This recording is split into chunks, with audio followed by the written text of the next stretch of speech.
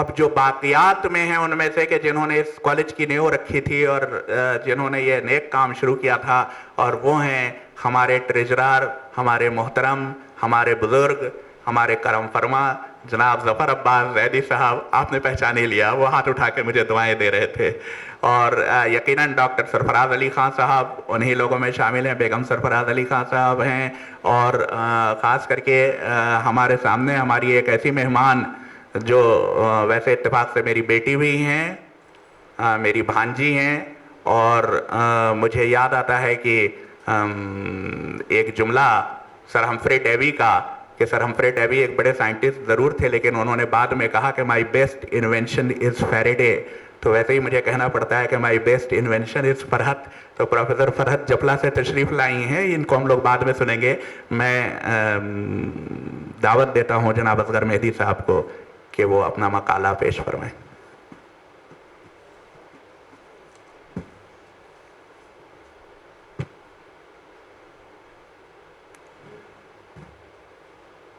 منچ پر بیٹھے ہوئے سبھی حضرات اور ہمارے آڈینس میں تمام جو سبھی جامعت سمجھ رہا ہوں کہ سبھی انٹلیکچوئلس ہیں، حضرت علی کی اسلام جو آئیڈیالوجی ہے جس پر میں نے ایک مقالہ تیار کیا ہے، اس کے تعلق سے کچھ باتیں ضروری ہے بتانا.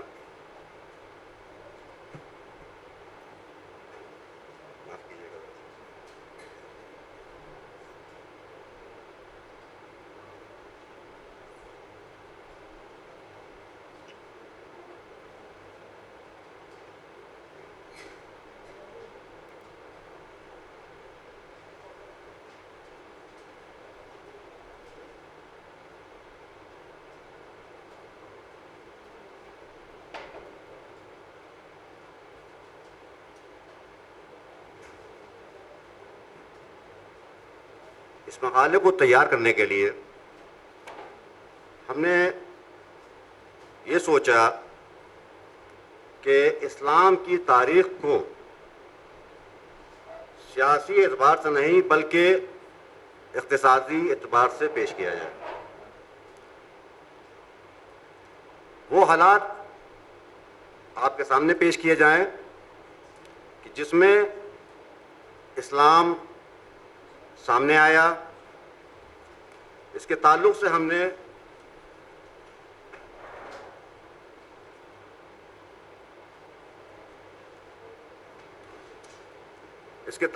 نے اپنے اس مقالے کو، مضمون کو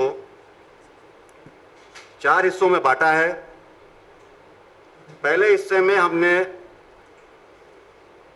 ان کتابوں کا حوالہ دیا ہے کہ جس سے ہم نے مدد حاصل کری. سب سے پہلے تاریخ اسلام کو سمجھنے کے لیے قرآن کا مطالعہ ضروری ہو جاتا ہے. اس کے بعد کچھ تاریخ کی کتابیں ہیں، طبری ہے، المسعودی ہے، ابن ہشام ہے، نہج البلاغہ خود ہے.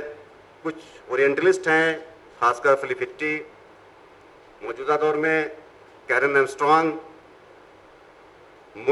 ولیمس موئر، نیکلسن، اور ہمارے خود جسٹس امیر علی. ہمارے ہاں یہ بڑا المیہ رہا ہے کہ تاریخ کو ایک خاص پوائنٹ آف اینگل سے دیکھا گیا ہے، جس میں زیادہ تر سیاسی باتوں پر زیادہ زور دیا گیا ہے. اور اس طرح سے تیار جتنے بھی مسودے ہوئے ہیں، ہو سکتا ہے کہ وہ کافی مقبولیت حاصل کر گئے ہوں لیکن وہ اپنا خاص اثر نہیں دے سکے.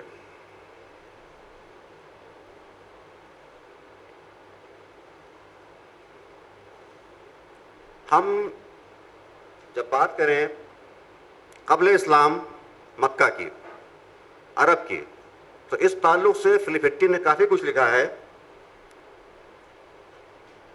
2 طرح کی آبادیاں ہیں، ایک جس کو ہم بدو کہتے ہیں اور ایک شہری آبادی ہے.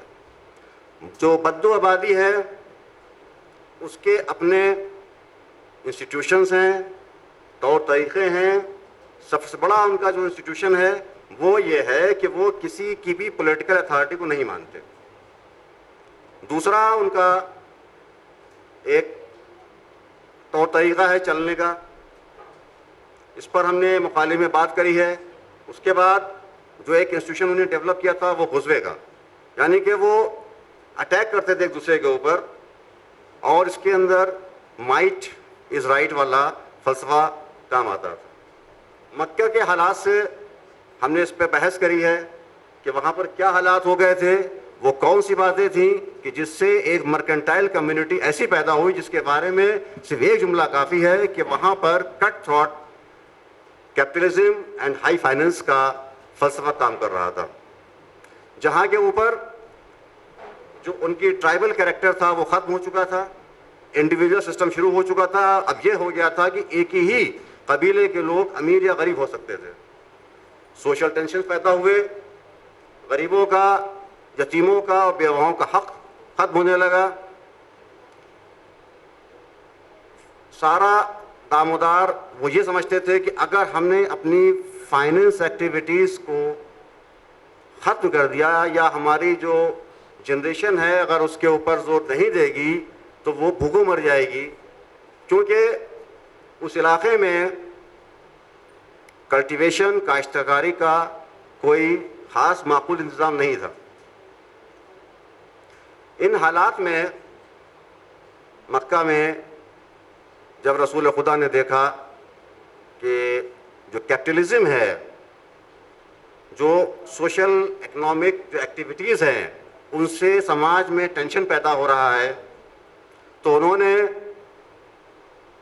برابری کی بات کری، سب کے حقوق کی بات کری، اور جو لوگ کنی وجوہات کی بنا پر اس کیپٹلزم سیکشن میں، اس کیپٹلزم اسٹرکچر میں پچھڑ گئے تھے یا دیوار کی طرف کھینچ دیے گئے تھے، جس کو ہم کہتے ہیں حاشیے میں لے دیے چلے گئے تھے، ان کے لیے انہوں نے ایک مشن شروع کیا.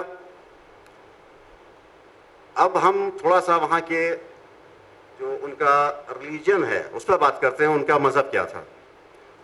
ان کا مذہب بہت سمپل تھا. ہم کو تاریخ میں کوئی زیادہ میٹا فزکس یا فلاسفیکل ڈیبیٹس نہیں ملتے.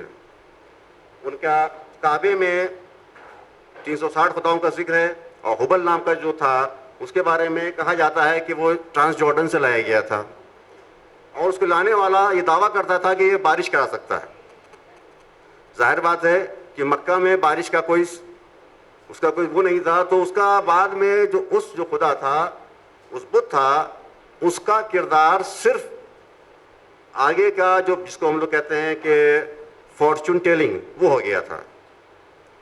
دیوتاؤں اس کے علاوہ وہاں پر 3 دیویوں کا ذکر ہے، اور چونکہ عرب سوسائٹی پوری طرح سے پیٹریارکی تھی اس کے اندر، تو ایسا ہی محسوس ہوتا ہے کہ 3 دیویاں بھی باہر سے امپورٹ کی گئی تھی. ہمارے اس مقالے میں ہم نے آگے کوشش کی ہے کہ یہ جو حالات تھے جب حضرت علی خلیفہ بنے تو خلافت کے انسٹیٹیوشن کی وجہ سے وہی حالات پھر آ گئے تھے. ان کو کچھ سخت فیصلہ کرنا پڑے، خاص کر جو فیصلہ اس فیصلے کو کہ جس میں انہوں نے لینڈ ریفارمز کی طرف پھر سے واپس گئے، تو ان کو شدید مخالفت کا سامنا کرنا پڑا. اور جو ٹینشنز مکہ میں تھے وہی مدینے میں پھر ٹینشن شروع ہو گئے. 2 طبقے تھے، وہی طبقے کہ ایک جن کے اپنے مفاد ٹکرا رہے تھے، دوسرا وہ طبقہ تھا کہ جو کسی بھی سینٹرل اتھارٹی کو نہیں مان رہا تھا. وہ طبقہ پھر سے ایکٹیو ہو گیا تھا. ان حالات میں حضرت علی نے لینڈ ریفارمز کی طرف پھر بات کرنا شروع کری، اور برابری کی بات کری. ان کو جنگوں کا سامنا کرنا پڑا. ان جنگوں میں وہی جسے ہم کہتے ہیں کہ ایموشنل ایشوز اٹھائے گئے، عثمان قتل کا بات کہی گئی، لیکن اس کے پیچھے جو باتیں محرک تھی وہ دوسری تھی، وہ دوسری فیکٹرز ایکٹیو کرتے ہیں. وہ یہی تھا کہ ان کے انٹرسٹ پر زر پڑ رہی تھی، اور وہ نہیں چاہتے تھے کہ نظام پھر وہی عادلانہ نظام پھر سے قائم ہو. اب ہمارے سامنے ایک جو بات اٹھتی ہے وہ یہ اٹھتی ہے کہ آج کے دور میں ہم کیا کریں. حضرت علی کو اکثر کہا جاتا ہے کہ وہ ناکام رہے, لیکن اس بارے میں اصغر علی انجینئر نے جو بات کہی ہے وہ یہ کہی ہے کہ وہ ناکام نہیں تھے, بلکہ خلافت کا جو انسٹیٹیوشن قائم ہوا تھا وہ ناکام تھا. آج ہم کس طریقے سے, ہم کیسے کوشش کریں کہ اپنے سماج میں عادلانہ تقسیم کی طرف کچھ بات کریں. ہمارا کچھ اس بارے میں کچھ اپنا مطالعہ ہے, اس کے بارے میں ہم یہ کہہ سکتے, اس کے بارے میں ہم کچھ تجویز رکھ سکتے ہیں کہ ایک ٹرسٹیشپ ٹائپ کا کوئی انسٹیٹیوشن قائم ہو جس میں انڈومنٹس, چیریٹی اور جو ہمارا سرپلس ہے اس میں جمع کیا جائے. ہمارا لیڈر جو ہے وہ کم سے کم علی صفت ہو, جو اسٹرانگلی کسی بھی بات کو رکھ سکے اور اپنے اصول پر قائم رہے, اور وہ سماج میں برابری کی بات کرے, اس کی بازیابی کے لیے قدم اٹھائے. ہماری یہ تجویز, اگر طلبہ صادق صاحب رہتے تو میں ان کے سامنے اور بات کرتا. بہرحال ہم کو جی شکریہ.